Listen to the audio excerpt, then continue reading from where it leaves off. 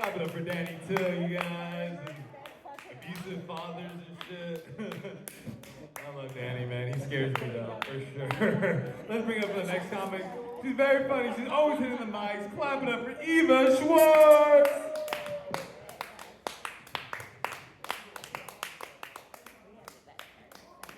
So I have a problem.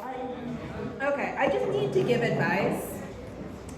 If you're hitting on, so I don't even know how you got my phone number, and you text, "You are sexy." I mean, of course you're right, but and then don't put who this comes from. Like I literally have no fucking clue.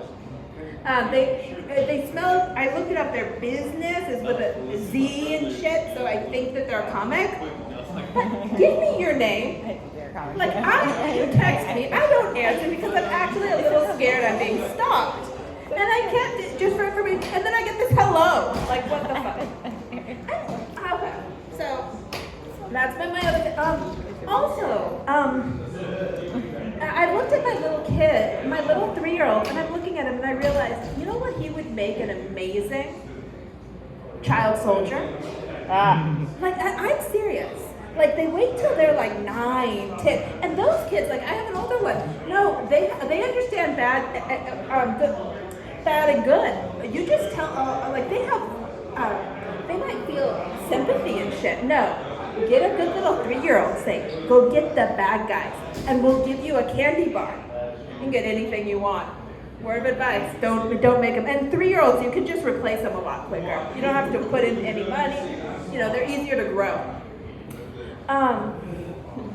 So what is the other thing? I realized, so my college, somebody just started, there was a publicity manager at my college who's writing a fiction book about the school and about being a publicity officer on a school that has a bunch of drugs.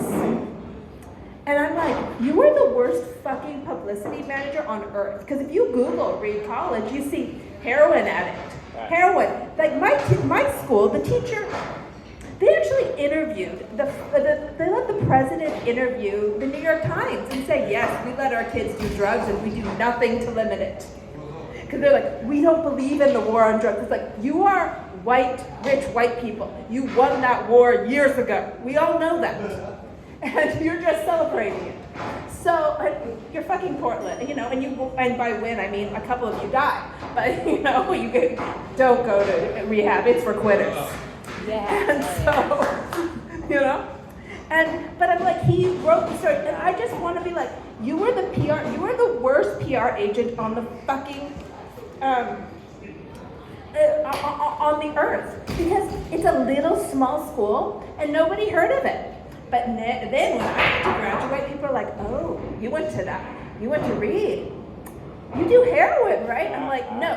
By the way, like I see heroin, and I saw that, what was that movie, Requiem for a Dream? And I was like, that is a fucking terrifying. And the way that shit, the Jennifer Connelly ends up with double penetration anal, I'm like, yeah, I'm not that hot. So I don't even want to know what hitting my rock bottom is going to be. I'm not doing that. They were like, I don't want this drug. And I actually do not understand. Like, people were like, I did heroin because people were around and it was just peer pressure. I'm like, what kind of fucking peer pressure makes you want to put something in your needle? And also, like, I was with a guy. He couldn't get it fucking up. When you're 18 and you can't get it up, and he goes, sorry, I've been taking too much heroin. Is that an appealing thing? It was around a bunch of fucking white folks. They were fun, because they all loved Kurt Cobain, and they're like, we want to be Kurt Cobain. I like Eazy-E. I don't want heroin. I mean, not heroin, AIDS. So that was my fun school. Weirdly, I was, by the way, for me, I did learn very important things. It's really, you can get a really good tie for sex, like you want to, and how to get the things. It's very complicated. Also, for me, I learned it's not fun. And listening to it is just not fun. But thank you. Bye.